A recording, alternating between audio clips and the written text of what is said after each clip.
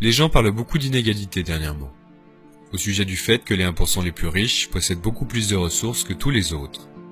Mais l'attention semble surtout se focaliser vers les États-Unis, et il m'apparaît crucial de réinscrire cette tendance inégalitaire dans un contexte un peu plus global. J'ai donc effectué quelques recherches, et voilà ce que j'ai pu trouver de la part de sources réputées fiables telles que l'ONU.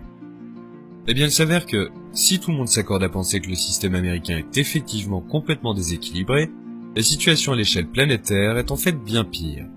Commençons par ce diagramme. Avec une richesse parfaitement bien distribuée entre tous les êtres vivants, chacun divisé en 5 groupes égaux. Regardons à présent de combien dispose chaque groupe en réalité. Choquant, pas vrai ? 80% de la population mondiale n'ont pour ainsi dire quasiment aucune richesse, tant et si bien qu'il est même difficile de les percevoir sur le graphique. Alors que dans le même temps, les 2% les plus riches ont plus de richesses que la moitié du reste du monde. Mais tâchons à présent d'aborder ce graphique d'une façon un peu différente. Prenons pour ce faire la population mondiale dans son intégralité, soit 7 milliards de personnes, et réduisons-les à une échelle représentative de 100 individus. Les voilà, avec les gens les plus pauvres sur la gauche et les plus riches sur la droite. Maintenant voyons comment la richesse mondiale totale, soit environ 223 000 milliards de dollars, est répartie.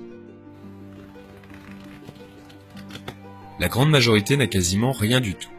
Rien pour éduquer leurs enfants, rien pour acheter des médicaments de base. Alors que les 1% les plus riches ont accumulé 43% des richesses de notre planète. De leur côté, les 80% de la tranche inférieure, soit 8 personnes sur 10, n'ont plus que 6% à se partager entre eux. Mais même cette approche peine à démontrer à quel point cette situation est devenue extrême. Les 300 personnes les plus riches sur Terre disposent d'autant de richesses que les 3 milliards les plus pauvres.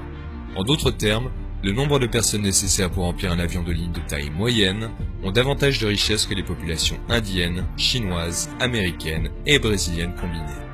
Nous pouvons également constater ces inégalités d'un point de vue géographique, avec un fossé énorme et grandissant entre quelques îlots privilégiés par rapport à la grande majorité de la planète. D'un point de vue historique, ces disparités n'ont pas toujours été aussi marquées, loin de là. Il y a 200 ans, les pays riches étaient seulement 3 fois plus riches que les pays pauvres. À la fin du colonialisme, dans les années 60, ils étaient 35 fois plus riches, et aujourd'hui, ils le sont environ 80 fois plus. Les pays riches tentent de compenser cette situation en distribuant de l'aide aux pays pauvres, avec environ 130 milliards de dollars chaque année. C'est beaucoup d'argent. Et donc pourquoi l'écart de richesse continue-t-il de s'accroître ?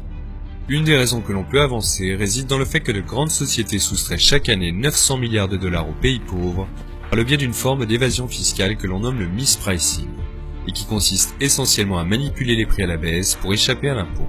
Par-dessus le marché, littéralement, les pays pauvres payent chaque année environ 600 milliards de dollars dédiés au remboursement des dettes contractées auprès des pays riches, et tout pour des emprunts remboursés déjà plusieurs fois.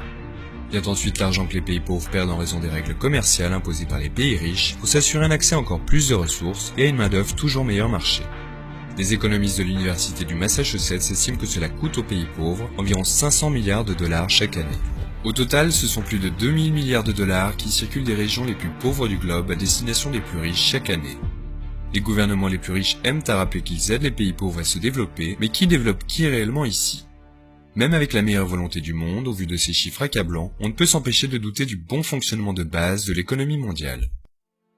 Il est difficile de se résoudre au fait que les richesses de notre planète soient de plus en plus concentrées entre les mains d'une poignée d'individus. Il apparaît que la seule réponse raisonnable à une telle situation et notre seul espoir passe fatalement, tôt ou tard, par un changement des règles.